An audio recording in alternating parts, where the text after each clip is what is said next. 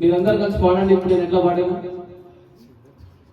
చిన్న చిన్న చిన్న చిన్న చిన్న చిన్న చిన్న చిన్న చిన్న ఆహ చిన్న ఓ చిన్న చిన్న చిన్న చిన్న చిన్న చిన్న చిన్న ఆహ చిన్న. ఇంతే సింపుల్. చేసింది కదండి? చలో పాడండి. సరే మొత్తం పాట ట్రై చేద్దాం మనందరం కూడా. నాకు కూడా స్టార్టింగ్ లో ఇలాగే అయింది.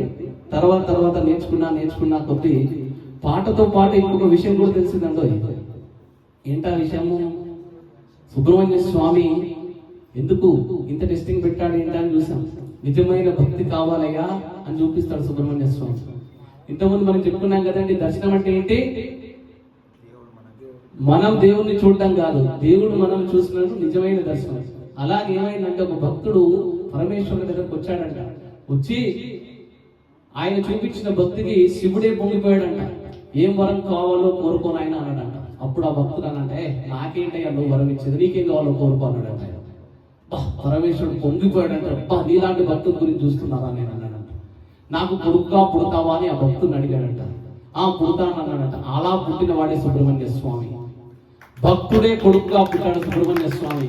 కావాలంటే మీరు చాగంటి కోటేశ్వరరావు గారు రామాయణం వినండి, చక్కగా ఉంటుంది. అందులో మంచిగా చెప్పారు స్వామి స్కందోత్పత్తిలో.